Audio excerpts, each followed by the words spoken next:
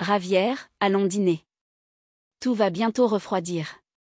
S'il te plaît, oublie tes manuels. Chérie, si je continue à me laisser distraire, je n'apprendrai rien, et donc je n'arriverai à rien. Oh mon Dieu, Ravière. La médecine n'est pas pour toi. Tu es l'une des pires élèves.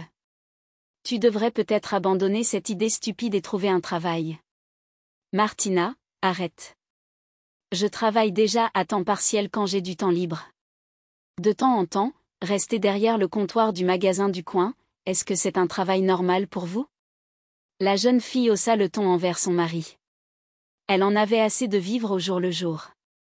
L'argent manquait cruellement. Mais elle aimait son mari, alors elle a tenu bon. Dans leur petite maison, héritée de sa grand-mère, Martina était habitée par l'amour, le soutien et la compréhension. Mais au fil du temps, les problèmes financiers ont commencé à engendrer de plus en plus de conflits au sein de cette idole familiale. L'argent manquait, même si les parents de Ravière l'aidaient. Ils donnaient de l'argent à leur fils, mais tout cela était consacré à ses études de médecine. Il rêvait de devenir médecin depuis son enfance et, malgré d'énormes obstacles sur la voie de son rêve, il n'a pas abandonné. Martina avait depuis longtemps oublié son rêve d'enfance de devenir actrice. Elle travaillait comme serveuse dans un bon restaurant non loin de chez elle. Un jour ensoleillé, Martina rentra de son service beaucoup plus tôt que d'habitude, en larmes. « Chérie, que s'est-il passé ?» Son mari s'est précipité vers elle. « Ravière, je vais être virée, » dit-elle en larmes. « Pourquoi penses-tu ça ? Tu travailles dans ce restaurant depuis plus longtemps que quiconque. Les invités t'adorent et te laissent toujours de bons pourboires. » Martina n'a rien dit, elle s'est mise à pleurer encore plus fort. « Mon amour, ne pleure pas, s'il te plaît. Quand tu pleures, ça me déchire de l'intérieur. » Mais la fille continuait de pleurer, incapable de prononcer un mot. Martina était excessivement émotive, ce que Ravière avait autrefois trouvé très charmant. Mais il ignorait que celui qui rit le plus fort pleure aussi le plus fort. « Martina, allons à la cuisine, je vais te faire du café. » Ils s'assirent dans la cuisine et burent le breuvage amer en silence. Ravière savait qu'elle parlerait en premier et raconterait tout, sans la forcer. Et c'est ce qui arriva. Martina rompit le silence et raconta sa journée peu fructueuse. « Je suis arrivée au restaurant comme d'habitude, 15 minutes avant l'ouverture. J'ai dressé les tables, je les ai nettoyées. Tout s'est déroulé comme d'habitude. Luisa a commencé à me parler du nouveau propriétaire. Il a acheté le restaurant il y a 2 semaines, mais nous ne l'avons pas encore vu. Pourtant, de terribles rumeurs courent à son sujet. Qu'il est obsédé par l'argent et qu'il n'a aucune humanité. Luisa a dit qu'il allait bientôt arriver, et qu'il fallait être extrêmement poli avec lui si je voulais garder mon travail. Parce qu'il envisage de réduire ses effectifs. Tu vois où je veux en venir ? Tu lui as parlé grossièrement ? Demanda Ravière. Et pas seulement. Je ne savais même pas à quoi il ressemblait, la fille s'est remise à pleurer. Martina, mon amour, pourquoi es-tu si contrariée ? Tu trouveras un nouveau travail, tu es si intelligente, après tout. Mais je ne veux pas de nouveau travail. Je veux travailler dans ce restaurant, car les chefs et les serveurs sont devenus comme une famille pour moi. Martina a crié. Ravière était stupéfait. Pourquoi as-tu été virée ? Je ne comprends toujours pas. Peut-être pourrait-on changer quelque chose ? Et Martina commença à raconter l'histoire du début à la fin. Elle parlait à Luisa lorsqu'un homme grand et une belle femme entrèrent dans le restaurant. Martina prit immédiatement le menu et se dirigea vers eux. L'homme et son compagnon passèrent commande. Martina nota tout, ils échangèrent des sourires polis, et la serveuse partit. Quelques minutes plus tard, Martina apporta la soupe à l'oignon de la cuisine et se dirigea vers leur table. Sans savoir comment c'était arrivé, elle trébucha, et toute la soupe ne finit pas dans le bol, mais sur l'homme de grande taille. Il se leva d'un bond et se mit à hurler à propos du prix de son costume, annonçant qu'il allait la licencier. Il s'avéra que cet homme n'était autre qu'Enrique Castillo, le nouveau propriétaire du restaurant. Son compagnon se leva et dit, « Enrique, je n'en peux plus, tu es trop colérique et agressif. Ne m'appelle plus. » La fille partit, et Enrique se tourna vers Martina et dit, « C'est à cause de toi. Non seulement tu as ruiné mon plus beau costume, mais à cause de toi, Lorenza m'a quitté. Tu ne t'en tireras pas si facilement. Elle pleura et sortit du restaurant en courant. Et maintenant, elle était là, dans la cuisine avec Javier, buvant du café et luttant pour retenir ses larmes. L'homme serra sa femme dans ses bras et murmura doucement, « Martina, ma chérie, tu n'as pas besoin d'être si triste. C'est peut-être mieux comme ça. Tu trouveras un autre restaurant avec un patron sympa. Ou alors tu veux que j'aille me battre avec lui, ce Castillo. Pour qui se prend-il pour contrarier ma femme? Personne n'a le droit de contrarier ma chère Martina. » La fille sanglota. Elle serra son mari bien-aimé plus fort dans ses bras lorsque son téléphone sonna. « C'est Luisa, dit-elle à Javier. Alors décroche. Bonjour. Martina, où es-tu? Enrique te cherche. Oh, pas encore. Je ne viendrai pas, répondit la fille, la peur dans la voix. S'il te plaît, reviens. Il veut te parler. Luisa, j'ai peur. Il m'a tellement crié dessus. Martina, il est temps pour moi de travailler. J'ai du mal à me débrouiller sans toi. Viens, s'il te plaît, au moins pour moi. La foule va bientôt affluer, et Enrique et moi ne pourrons pas y faire face seuls. Ne nous décevons pas, Luisa raccrocha. Martina aurait tellement aimé rester à la maison, regarder une série et tout oublier. Mais elle comprit qu'elle ne pouvait pas décevoir ses collègues. Elle se dirigea rapidement vers le miroir. Dans son reflet, elle vit une belle brune à la peau claire. Ses longs cheveux étaient légèrement bouclés. Elle essuya le mascara qui coulait, retoucha son maquillage. Beaucoup enviaient sa beauté, mais cela ne lui avait rien apporté. Bien sûr, beaucoup disaient qu'avec un tel physique, elle pourrait facilement devenir actrice ou mannequin. Mais Martina ne savait même pas à quelle porte frapper pour devenir célèbre et réaliser son rêve d'enfant. Apparemment, elle n'était tout simplement pas faite pour jouer dans des films romantiques. Ça arrive, et elle l'avait accepté. « Où vas-tu » demanda Javier à sa femme en se dirigeant vers la sortie.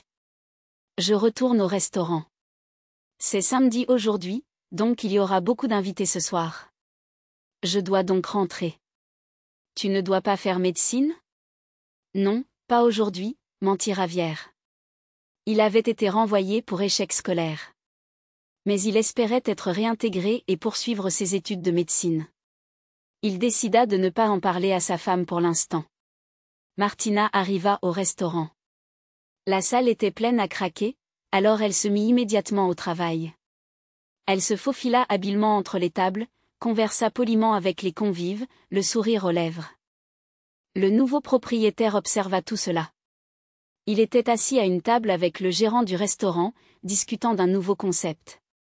Soudain, il dit, « N'ose pas virer cette serveuse. » « Mais tu as dit toi-même que tu ne voulais plus la voir ici. » « J'ai été trop pressé, » répondit l'homme.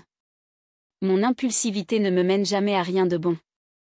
Et elle fait parfaitement son travail, ce serait une erreur de perdre une telle employée. » « Je comprends, » répondit le gérant. Au moment de fermer le restaurant et après le départ de tous les clients, le gérant appela Martina et lui annonça qu'Enrique ne la licencierait pas. Mais elle devait être plus prudente à l'avenir. La jeune fille était soulagée de ne pas avoir perdu son précieux emploi à cause de sa maladresse. Martina allait toujours à pied du travail à la maison, car elle habitait à proximité. Mais aujourd'hui, alors qu'elle s'apprêtait à quitter le restaurant, une averse si violente s'abattit sur elle qu'elle n'avait plus qu'une seule solution, attendre.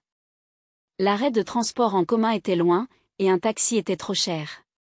Javier et elle comptaient chaque centime, alors les frais de taxi n'étaient pas du tout prévus. Elle resta assise dans la salle du personnel pendant une vingtaine de minutes. La pluie ne semblait pas vouloir s'arrêter. Le directeur s'approcha d'elle. « Tout le monde est déjà parti, et je dois rentrer. Je dois fermer le restaurant.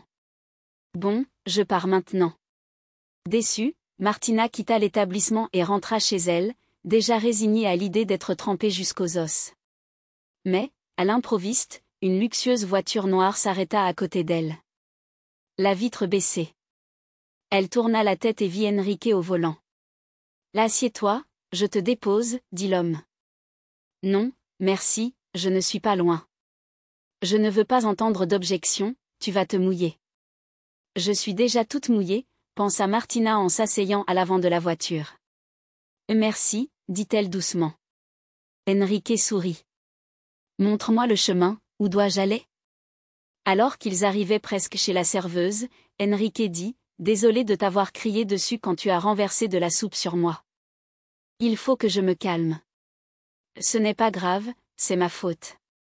Honnêtement, je n'ai jamais rien fait de tel. Tu rentres toujours à pied?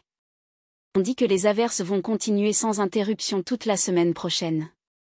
Je prendrai un parapluie, répondit Martina. Très prudent, ricana le restaurateur. Mais si vous n'avez pas de parapluie, comme aujourd'hui, par exemple, venez me voir. Je vous raccompagne, ça ne me pose aucun problème. Merci, monsieur Castillo, répondit la serveuse. De retour à la maison, Javier étudiait des manuels d'anatomie. Chérie, tout va bien? Pour une raison inconnue, Martina ne voulait rien dire. Ses sentiments étaient partagés.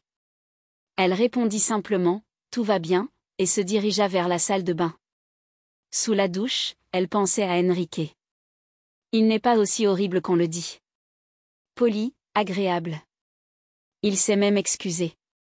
Au même moment, Enrique retournait à son immense appartement et pensait aussi à Martina. Elle est si belle, après tout. Encore plus belle que Lorenza. Et Lorenza était trop ambitieuse et intelligente, une femme dominatrice. Mais Martina? C'est elle qu'il me faut. Un mois passa. Et tout au long de ce mois, les pluies continuèrent sans interruption.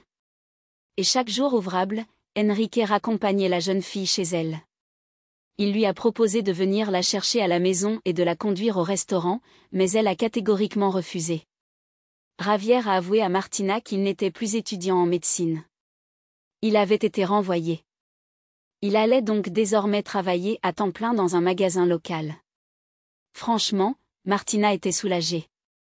Elle comprenait que Javier n'avait aucune chance de devenir médecin.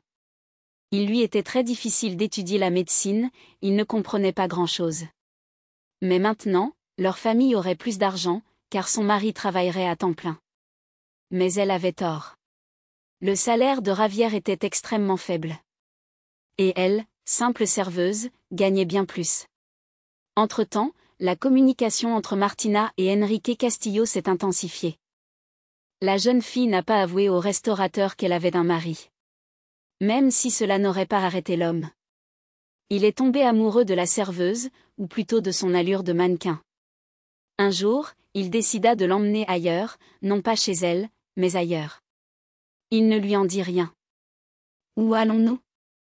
Je veux te montrer quelque chose, ça va te plaire. Au début, la jeune fille était un peu effrayée.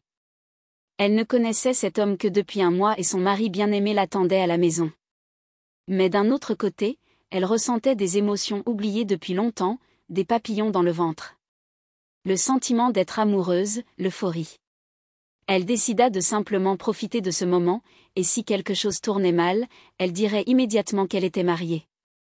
Ils se dirigèrent vers un gratte-ciel. Enrique gara la voiture. Ils entrèrent dans l'immeuble et montèrent au dernier étage.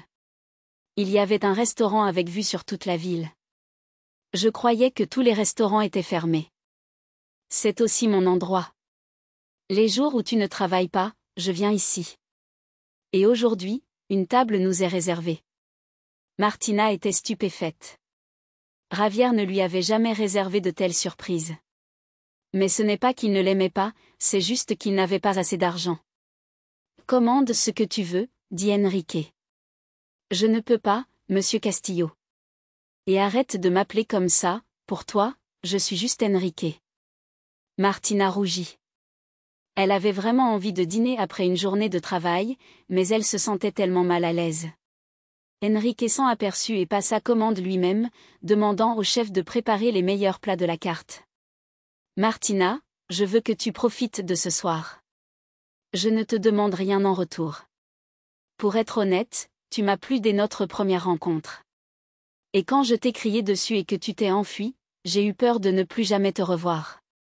Ils ont bu du vin, mangé des plats exquis et discuté. Martina a envoyé un texto à Javier pour lui dire qu'elle serait en retard. Son mari y était habitué. Depuis un mois, elle rentrait plus tard que d'habitude. Mais ce n'était pas parce qu'elle restait tard au travail. Juste avant de rentrer, le restaurateur et la serveuse s'asseyaient dans la voiture garée et discutaient de divers sujets. Maintenant, assise dans ce restaurant luxueux, Martina perdait la notion du temps. Javier commença à l'appeler. Quand Enrique s'éloigna, elle répondit. Bonjour, je suis encore au restaurant, mais je rentre bientôt. Pourquoi ça prend autant de temps, Martina?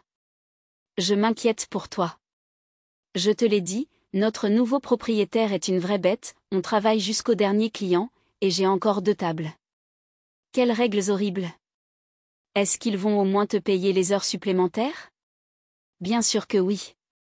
Je dois y aller, Javier, au revoir. Martina raccrocha aussitôt qu'Enrique s'approcha de leur table. Tout va bien, demanda-t-il. Oui, c'était mon frère qui appelait. Nous vivons ensemble, et il s'inquiétait de mon absence si longue. En effet, nous avons perdu la notion du temps. Merci pour cette conversation intéressante et pour cette soirée.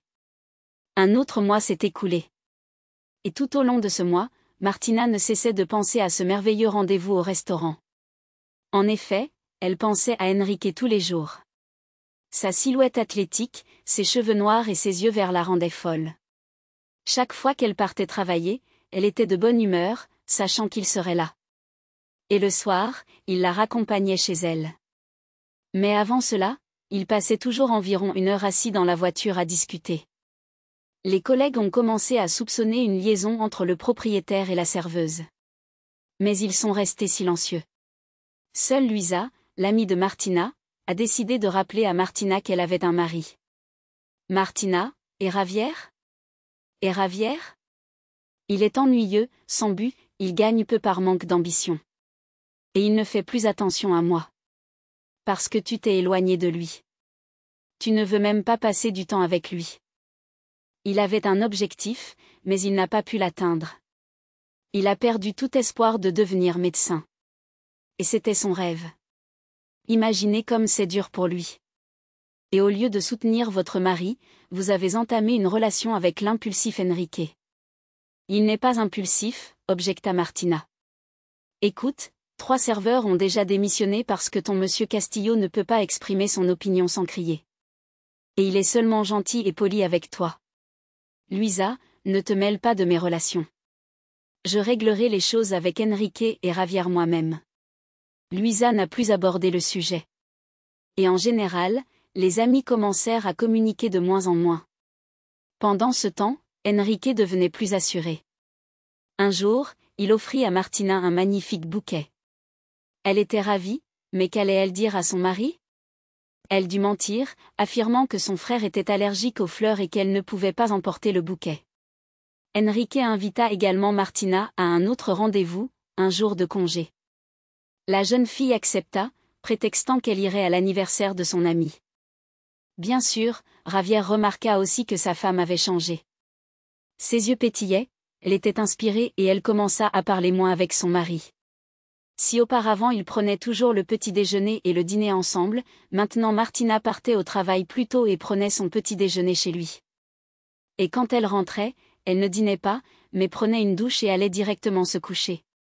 Enrique préparait un rendez-vous extraordinaire pour Martina, il prenait un vol en hélicoptère, puis se rendait à un atelier de poterie. À la tombée de la nuit, ils allaient pique-niquer près d'un lac secret. Ils ont parlé de tout et de rien toute la journée, puis la conversation a tourné autour des finances.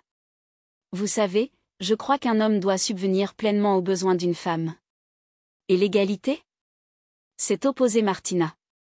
Oui, je comprends que le mouvement féministe soit populaire aujourd'hui. Mais j'ai été élevée différemment. Dites-moi, si vous aviez un mari, travailleriez-vous comme serveuse?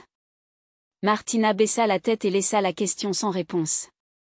Enrique poursuivit, je ne pense pas. Les filles comme toi devraient jouer dans des films ou défiler sur des podiums, pas travailler comme serveuse. Et tout homme devrait comprendre ça.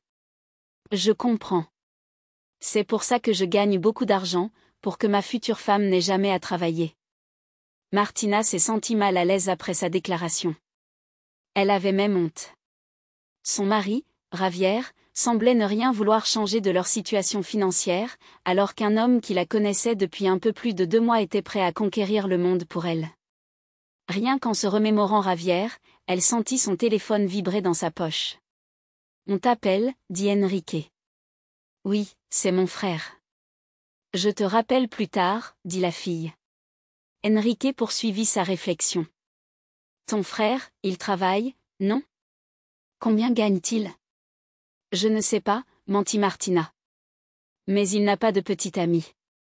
Quand il tombera amoureux, il gagnera beaucoup plus, tu verras. Parce qu'un vrai homme ferait tout pour que sa bien-aimée ne manque de rien. » Martina essaya de forcer un sourire. Mais Enrique remarqua la tristesse dans ses yeux. Il la serra dans ses bras et lui dit, « Avec moi, tu oublieras tes problèmes pour toujours. » Elle leva les yeux et leurs regards se croisèrent. Il l'attira doucement contre lui et l'embrassa. Elle ne résista pas. Il n'y avait personne autour de ce lac isolé. Juste Enrique et Martina. Ils s'embrassèrent, oubliant le temps. Mais un appel téléphonique interrompit ce moment. Au début, elle l'ignora. Mais son téléphone n'arrêtait pas de sonner. « Décroche, peut-être qu'il est arrivé quelque chose à ton frère, suggéra Enrique. Martina répondit. « Où es-tu ? » Javier semblait très en colère. « Je te l'avais dit. Tu ne réponds pas à mes appels, commençai-je à m'inquiéter. J'ai appelé Louise, mais elle m'a dit qu'elle ne savait pas où tu étais. Tu n'es pas à sa fête d'anniversaire ? Non, répondit Martina sèchement. Elle avait peur qu'Enrique découvre pour son mari. Quand rentres-tu ? Il faut qu'on parle. Je reviens bientôt. Au revoir. Martina lui dit au revoir, mais elle était tellement pressée de cacher son téléphone dans sa poche et de retomber dans les bras d'Enrique qu'elle oublia de raccrocher. Javier ne raccrocha pas non plus. Et ce qu'il entendit ensuite le choqua. « Tout va bien ? » demanda une voix masculine basse. « Oui, tout va bien. » Il s'inquiétait pour moi et me demandait où j'étais. Il est temps pour moi de rentrer. Tu as un bon frère, Martina, s'il tient tant à toi. Frère ? Javier ne comprenait pas ce qui se disait. Martina était la seule enfant de la famille. Il continuait d'écouter. Martina, tu es si belle. Merci d'avoir passé cette journée avec moi. Restons ici encore un peu. Je ne veux pas te laisser partir. Honnêtement, je ne crois pas avoir jamais été aussi amoureuse de ma vie. Enrique, je me sens si bien avec toi aussi. Javier sentit tout s'effondrer en lui. Il ne supportait plus d'entendre cela. Il raccrocha. Pendant environ 40 minutes, il resta assis, immobile, les yeux rivés au mur. Puis il appela Louise. Elle répondit presque immédiatement. « Salut Javier. Alors, as-tu trouvé Martina ?» Mais Javier balaya sa question. « Comment s'appelle le propriétaire de ton restaurant ?» répondit Monsieur Castillo de Louise, perplexe. « Son prénom ? » « Quel est son prénom ?» demanda Javier, nerveux. Louise possédait une intuition incroyable et comprenait parfaitement où cette conversation la menait. « Tu es rentré ? Je prends un taxi. »« Comment s'appelle-t-il » cria Javier, se souvenant parfaitement que le propriétaire du restaurant s'appelait Enrique Castillo. Mais Louise avait déjà raccroché et s'était dirigée vers le mari de Martina. Pendant ce temps, Martina s'accrochait avidement aux lèvres d'Enrique. Elle avait déjà décidé qu'elle ne rentrerait pas maintenant. Ni maintenant, ni dans 1 heure, ni dans 2. Elle éteignit son téléphone pour que personne ne la dérange et ne gâche leur première nuit avec Enrique. Quand Louise arriva chez Javier, il finissait une bouteille d'alcool bon marché. « Louise », il remarqua la fille qui était entrée. « Louise. Je ne vaux rien. Je ne suis pas devenue médecin, je gagne peu et ma femme me trompe. Louise, dis-moi, à quoi bon vivre alors ? Javier, s'il te plaît, calme-toi, parlons. Je ne veux pas parler. Pourquoi es-tu venu ? Pars, cria l'homme. Je ne vais nulle part. Je suis venu te parler, alors on va parler. Tu n'es pas devenu médecin, Martina n'est pas devenue actrice, je ne suis pas devenu enseignant. Oui, nos rêves ne se réalisent pas toujours. Mais il faut apprendre à vivre avec ça. Peut-être que ta vocation était de devenir astronaute ou chanteuse, ou peut-être que tu aurais été une excellente ingénieure. Il te faut regarder ailleurs, trouver une autre voie. Et Martina. Je n'ai rien à dire. On ne s'est pas parlé depuis 2 mois. Martina. Mon amour, j'attendais tellement son soutien. Mais elle avait honte de moi, honte que je travaille dans un magasin. Un jour, alors qu'elle était venue à mon travail avec une amie, celle-ci m'a demandé, « C'est ton mari à la caisse ?» Elle a répondu, « Non, c'est mon frère. » Elle pensait que je n'entendais pas. Mais j'ai une excellente ouïe. Et, si j'ai bien compris, elle a dit à Enrique que j'étais aussi son frère. Louisa haussa simplement les épaules. Toute la nuit, elle avait écouté Javier raconter leur merveilleuse vie avec Martina. Et comment cette vie s'était effondrée en seulement 2 mois et demi. L'homme pleurait et espérait que sa femme entrerait à la maison et lui expliquerait tout. Et il s'avérerait que Javier avait tout mal compris. Ou qu'il avait tout rêvé. Mais Martina ne vint jamais. Elle passa la nuit chez Enrique. Après un pique-nique passionné au bord du lac secret, ils se rendirent à l'appartement d'Enrique. Et là, ils furent à nouveau submergés par un désir fou. Et au matin, en se réveillant, Enrique dit qu'il avait beaucoup à faire et qu'il était temps pour Martina de rentrer. Elle reprit ses esprits et demanda à être raccompagnée chez elle. Mais Enrique était étonnamment froid. « Trouve ta propre voie. » Martina était stupéfaite. « Mais comment ? Je ne sais même pas où je suis. » Enrique claqua la langue et leva les yeux au ciel. « Mon Dieu, je vais t'appeler un taxi. » Martina rentra chez elle sans rien comprendre. Elle et Enrique avaient passé une merveilleuse nuit, mais pourquoi était-il si froid et indifférent au matin ? Pourquoi ne l'avait-il pas emmené lui-même, mais avait-il appelé un taxi ? Il ne lui avait même pas proposé de café. Elle regarda par la fenêtre, se souvenant de leur rendez-vous. Tout était si romantique, si beau. Martina ne remarqua pas que le taxi la ramenait chez elle. Elle s'approcha de la porte d'entrée, inventa une légende expliquant son absence toute la nuit, rassembla son courage et entra dans la maison. Mais il n'y avait personne à la maison. Ni Javier ni ses affaires. Il n'y avait qu'un mot sur la table. « Je n'ai rien à te dire. J'avais besoin de toi, mais tu t'es éloigné. Tu m'as quitté alors que j'avais tant besoin de ton soutien. J'ai toujours été là pour toi, je t'ai toujours aidé. Quand tu pleurais, je te réconfortais toujours. Parce que quand tu te sens mal, mon cœur se brise. Et si tu n'es pas contente de moi, je ne te retiendrai pas Martina, ma bien-aimée Martina, je te laisse partir. Aussi difficile que cela puisse être pour moi. Sois heureuse avec lui. PS, bientôt, je demanderai le divorce. » Martina pensait que c'était un rêve horrible. Aujourd'hui, toute sa vie s'est effondrée. Ou plutôt, elle l'avait elle-même détruite. Elle a appelé Javier, mais il n'a pas décroché. Elle envoyait des messages, mais aucune réponse. Javier avait déjà tout décidé lui-même. Et il était toujours trop têtu. 3 ans ont passé. Javier et Martina ont divorcé. Ils ne communiquaient plus et ne savaient rien de la vie de l'autre. Martina travaillait toujours comme serveuse, mais dans un autre restaurant. Car lorsqu'Enrique reçut ses trophées, à savoir un chevalier avec une belle serveuse au physique de mannequin, il commença à la traiter comme tout le monde. Monsieur Castillo ne se maquillait pas, criait et manquait de respect au personnel.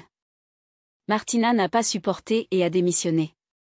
Aujourd'hui, elle vit seule dans une petite maison, où régnait autrefois l'amour, au lieu de la solitude. Un week-end, elle a décidé de faire un grand ménage, a allumé la radio et s'est mise à laver les vitres. Soudain, elle entendit un nom et un prénom familiers. Elle augmenta le volume. « C'est sans doute mon imagination, pensa-t-elle. » Mais quand elle entendit sa voix, celle qui prononçait autrefois son nom avec tant de tendresse, elle n'en crut pas ses yeux. « Javier, peux-tu nous dire ce qui t'a amené au cinéma ? Depuis mon enfance, je rêvais de devenir médecin, j'ai même étudié dans l'une des meilleures universités de médecine. Mais pour être honnête, j'étais un piètre élève. La médecine n'était pas mon truc. Mais je ne pouvais pas abandonner mon rêve. Puis j'ai été renvoyée. J'étais terriblement déprimée. Et puis est arrivé le moment décisif. Mon très bon ami m'a dit, Javier, tu devrais regarder ailleurs. Et je me suis dit, si je ne peux pas être un vrai médecin, je peux devenir acteur et jouer un médecin. Tu as beaucoup de chance d'avoir eu quelqu'un pour te guider. Oui, absolument. Sans Luisa, je n'aurais jamais su que j'avais un talent d'actrice. Luisa est-elle la femme de ton cœur? Luisa est ma meilleure amie. Nous entretenons une relation purement platonique, et je lui suis reconnaissante d'avoir été là quand j'avais besoin de soutien. Alors, ton cœur est libre? Peut-être. Sur cette belle note, nous disons adieu à Javier Torres, un acteur formidable et le célibataire le plus convoité de notre pays.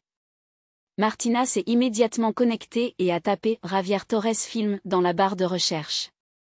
Elle a vu qu'au cours des 3 dernières années, il avait joué dans 2 films et une série télévisée à succès sur des médecins. Elle a lu tous les articles à son sujet. Les critiques de cinéma prédisaient à Javier une brillante carrière d'acteur. J'espère que tu es heureux, Javier. C'est tout ce qui compte, dit-elle à voix haute en essuyant ses larmes.